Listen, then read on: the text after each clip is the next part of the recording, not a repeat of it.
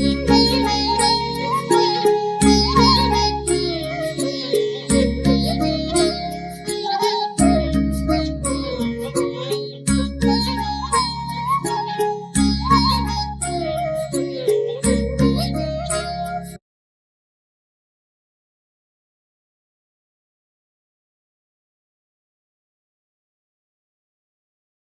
வணக்கம். நாம் யோக வாசிஷ்டம் என்கிற பகவான் ஸ்ரீ ராமருக்கு வசிஷ்ட மகாமுனிவர் அருளி செய்த உன்னத ஞான விளக்க நூலை வாசித்துக் கொண்டிருக்கிறோம். கடந்த யோக வாசிஷ்ட பதிவிலே காதி என்பவன் ஆற்றிலே மூழ்கிய போது ஒரு முழு வாழ்க்கையை வாழ்ந்து முடித்த கனவை கண்டான். இந்த கனவை பற்றி அவன் சிந்தித்த போது அவனை சந்திக்க வந்த மற்றொருவர் மூலமாக அவன் கனவிலே கண்டது உண்மையிலேயே நடந்தது. ஒரு தேசத்திலே யானையால் மாலை போடப்பட்டு ராஜாவாக 8 ஆண்டு காலம் வாழ்ந்திருந்த ஒருவனுடைய வாழ்க்கையை அவர் கனவிலே கண்டதை உண்மை என்று ஒருவன் சொல்லி அகன்று சென்றான். அது பற்றிய மேலும் விளக்கங்களை வசிஷ்ட மகாமுனிவர் பகவான் ஸ்ரீ ராமருக்கு சொல்லுகிறார். அவரோடு சேர்ந்து நாமும் இதை கேட்டு அறியலாம். காதிக்கு உண்டான ஆச்சரியம் சொல்லி முடியாது. தன் மனத்தில் தோன்றியது வெறும் காட்சியா அல்லது நடந்த சம்பவத்தின் பிரதிபிம்பமா என்பது விளங்கவில்லை. ஆகையால் மறுதினம் அதிதி விடைபெற்று சென்றபின் தன் மனத்தில் தோன்றிய பிரதேசங்களை நேரிலே கண்டு பரிசோதிப்பதற்காக வெளிக்கிளம்பினான். சில நாட்களில் கிராட தேசத்தை அடைந்து அங்கு பல ஜனங்களைக் கண்டு விசாரித்தான். சக்கிலியாக வேடன் வசித்து வந்த இடங்களை விசாரித்து அங்கு போய் சோதித்தான். பிறகு கிராட தேசத்தின் எல்லை பிரதேசங்களுக்கு சென்று அங்கும் விசாரித்தான். கனவு தோற்றத்தில் ஏற்பட்ட சம்பவங்கள் எல்லாம் வாஸ்தவமாக நடைபெற்றதாக எல்லோராலும் ருசுப்படுத்தப்பட்டது. இவைகள் நடந்து 12 வருஷங்கள் ஆனதாகவும் அறிந்து கொண்டான். காதிக்கு மனக்கலக்கம் அதிகரித்ததை தவிர குறையவில்லை.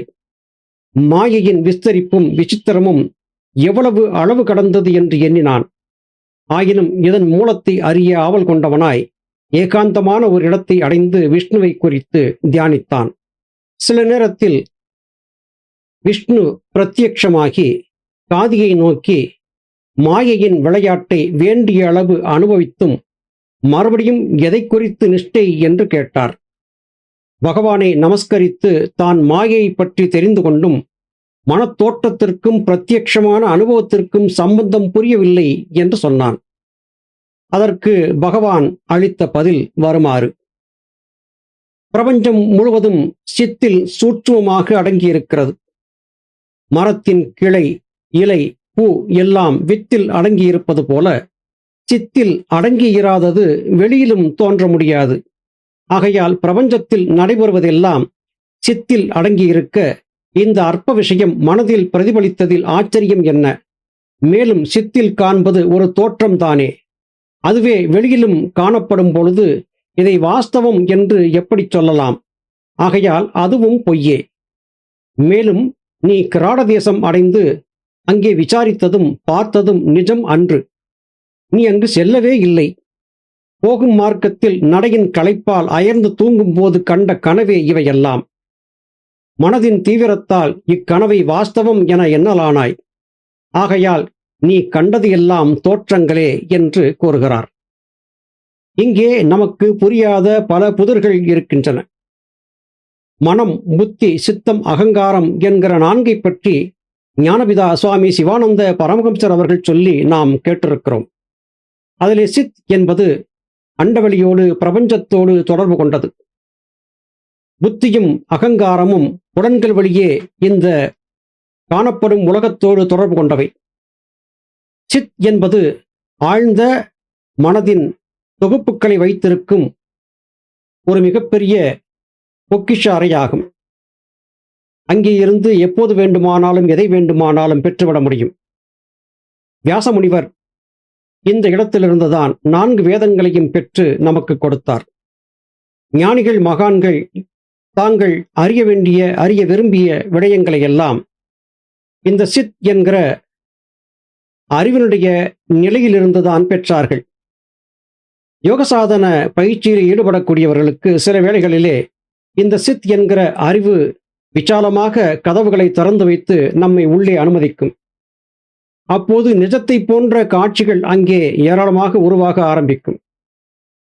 அந்த காட்சிகளை எல்லாம் பார்த்து உண்மை என்று அகங்காரம், புத்தி என்கிற இரண்டும் சேர்ந்து மனத்தை நம்ப வைக்கின்றன. இது காரணமாக மனதிலே குழப்பம் ஏற்படுகிறது. இதை பற்றித்தான் இங்கே சொல்லியிருக்கிறார்.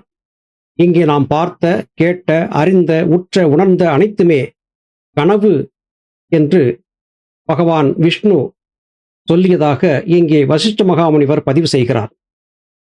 அருமை சகோதர சகோதரிகளே, ஞானபிதா சுவாமி சிவானந்த பரமஹம்சர் அவர்கள் நாம் வாழ்ந்து கொண்டிருக்கும் இந்த வாழ்க்கை சொப்பன வாழ்க்கை என்று உறுதிபடச் சொன்னார்கள். அந்த வார்த்தைகள் எண்ணற்ற ஞானிகளுடைய நூல்களை வாசிக்கும் போது ஒவ்வொரு நாளும் மெய்ப்பிக்கப்பட்டு கொண்டே வருவதை கூர்ந்து கவனித்து பாருங்கள். வசிஷ்டர் சொல்கிறார், இவ்வாறு சொல்லி முடித்து விஷ்ணு மறைந்து விட்டார். காதிக்கு மனக்கலக்கம் கொஞ்சமேனும் குறையவில்லை. சில நாள் ஆராய்ச்சி செய்து பார்த்தான். குழப்பம் மேலும் அதிகமானது. ஆகையால் மறுபடியும் விஷ்ணுவை குறித்து தபஸ் செய்தான். பகவான் மறுபடியும் பிரத்யட்சமாகி மீண்டும் என்ன சந்தேகம் என்று கேட்டார். உங்களைப் போல மகான்களால் மனத்திற்கு சாந்தி ஏற்படுவதை விட்டு சந்தேகங்களை அதிகரிப்பது சரியல்ல. நீங்கள் சொன்னதில் ஒன்றுக்கொன்று பொருத்தமில்லை. கனடா தேசத்தில் நடந்த சம்பவங்கள் பல வருஷங்களுக்கு முன் இவைகள் என் தோற்றத்தில் பிரதிபலித்தது. சில மாதங்களுக்கு முன் நான் கண்டது கனவு, அங்கே நடந்தது பிரத்யட்சம். எனக்கும் இவைகளுக்கும் என்ன சம்பந்தம் என்று சொல்லி தன் மனக்கலக்கத்தை நீக்கும்படி வேண்டிக் கொண்டான். விஷ்ணு சொல்கிறார், மனம் என்பது எல்லா பிராணிகளையும் வியாபித்து நிற்கும் ஒரே சக்தி. இது ஒவ்வொருவருக்கும் வெவ்வேறு காட்சியை கொடுக்கவும் பல பேருக்கு ஒரே காட்சியை கொடுக்கவும் சக்தியை கொண்டது. ஆதலால் தான் சக்லியனுக்கும் கிராடதேசவாசிகளுக்கும் உனக்கும் ஒரே தோற்றம் மனத்தில் உதித்தது. ஆனால் அது உன்னிடத்தில் தோற்றமாக நின்றுவிட்டது, அவர்களிடமோ அனுபவமாக நடைபெற்றது. இன்னொரு விஷயமும் கவனிக்கத்தக்கது. செடி கொடிகள் எல்லாம் கால வித்தியாசங்களை அனுசரித்து எப்படி வளர்ச்சி அடைகின்றனவோ அதே மாதிரி மானிடர்களும் விவகாரத்தின் பொருட்டு காலம் என்பதை நிமித்தமாக செய்து கொண்டார்கள். இக்காலம் மனத்தால் சங்கல்பித்துக் கொள்ளப்பட்டது. பிறகு மனத்தோற்றங்களை இக்காலத்துடன் சேர்த்து பார்க்கும் பொழுது காணும் காட்சிகளில் கால வித்தியாசம் காணப்படுகிறது. ஆகவே மனதில் காட்சியாக காணப்படுபவைகளும் வெளியில் பிரத்யட்சமாக நடைபெறுவைகளும் சர்வ வியாபியான மனதில் எப்பொழுதும் இருந்தே வருகின்றன. அவரவர் மனத்தில் இக்காட்சிகளை பிரதிபலிக்கும் பொழுது கால வித்தியாசத்துடன் கூடிய அனுபவங்களாக அவர்கள் உணர்கிறார்கள். இங்கே ஒரு நுணுக்கமான விடயம் சொல்லப்படுகிறது. ஒருவர் மனத்தில் தோன்றிய அதே விடயம் மற்றொரு மனதிலும் எப்படி தோன்ற முடியும்? இங்கே காதி என்பவனுக்கு ஏற்பட்ட அதே அனுபவம் கிராடதேசத்தில் இருந்த மக்கள் எல்லோருக்கும் ஏற்பட்டது. இது அவர்களும் உன்னைப் போலவே கண்ட கனவு என்று பகவான் விஷ்ணு சொல்லுகிறார். இது சாத்தியமா என்று எண்ணி பார்க்கும்போது நிச்சயம் நமக்கும் குழப்பம் ஏற்படத்தான் செய்கிறது. ஒரே விடயத்தை பலரும் எப்படி சிந்திக்கிறார்கள்? நம்முடைய வாழ்க்கை அனுபவத்திலே நாம் பல சமயங்களிலே ஒன்றை பார்த்திருக்கிறோம். நான் நினைத்தேன், நீ சொல்லிவிட்டாய் என்று சொல்லுவதை பார்த்திருக்கிறோம். இருவர் ஒரே வேளையிலே ஒரே விடயத்தை பற்றி சிந்தித்திருக்கிறார்கள். சற்று கொச்சையாக இருந்தாலும் என்னுடைய அனுபவத்தை இங்கே சொல்லுகிறேன்.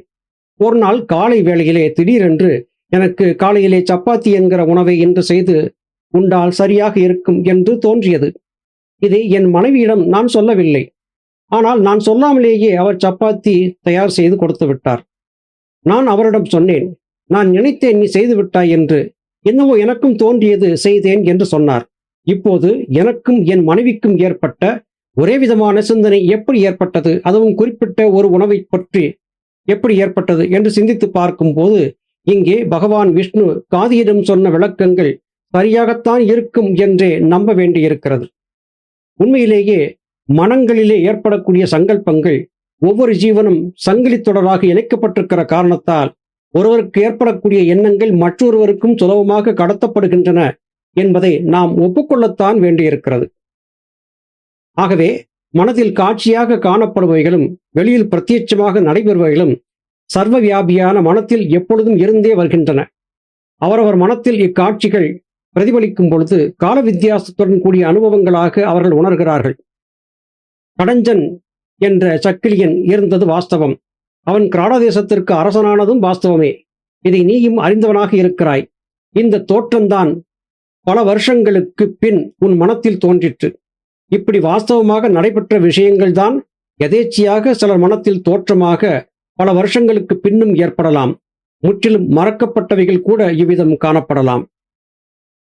ஞானிகள் மகான்கள் தீர்க்க தரிசனமாக ஞான திருஷ்டியிலே பலவற்றை கண்டு சொல்லுவதாக நாம் அறிந்திருக்கிறோம்.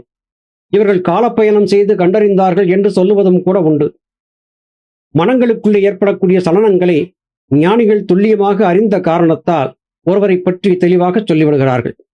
இந்த இடத்திலே ஒரு சிறிய நடைமுறையிலே வாழ்ந்த ஒரு கதையை சொல்லி நிறைவு செய்வது சரியாக இருக்கும். ஞானபிதா சுவாமி சிவானந்த பரமஹம்சர் அவர்களால் ஆனந்த பட்டம் வழங்கப்பட்ட மாதவானந்தர் என்கிற சித்தர், இவரை பாம்பு கோயில் சந்தையிலே சென்று சமாதியாகும்படி சுவாமி கட்டளையிட்டார். அவர் தவறுதலாக பாம்பன் என்று அழைக்கப்படக்கூடிய ராமேஸ்வரத்தின் பகுதிக்கு சென்று விட்டார். அதன் பிறகு தான் வரவேண்டிய இடம் இது இல்லை என்று தெரிந்து பாம்பு கோயில் சந்தை வந்து சேர்ந்தார். அங்கே இருக்கும் வெள்ளை பிள்ளையார் கோயில் அருகிலே சமாதி கொள்ள வேண்டும் என்று விரும்பினார். தன் கருத்தை அந்த ஊர் மக்களுக்கு சொன்னபோது ஊர் மக்கள் ஒப்புக்கொள்ளவில்லை. ஊர் தலைவனை நம்ப வைக்க வேண்டும் என்பதற்காக அந்த ஊர் தலைவனின் வாழ்க்கையிலே நடந்த அனைத்து விருத்தாந்தங்களையும் மாதவானந்த சுவாமி எடுத்துச் சொன்னார். இதை கேட்டு அதிசயித்து போன அந்த கிராம மக்கள் இவர் மகான் என்பதை புரிந்து கொண்டு வெள்ளை பிள்ளையார் கோவிலுக்கு அருகிலே மாதவானந்த சித்தருக்கு சமாதி வைப்பதற்கு ஒப்புக்கொண்டார்கள். மாதவானந்தர் ஒன்றை சொன்னார். என்னுடைய சமாதியின் மேலே கருடன் ஒன்று 3 தினங்களாக வட்டமடித்து அதன் பிறகு அங்கேயே வீழ்ந்து சமாதி அடையும்.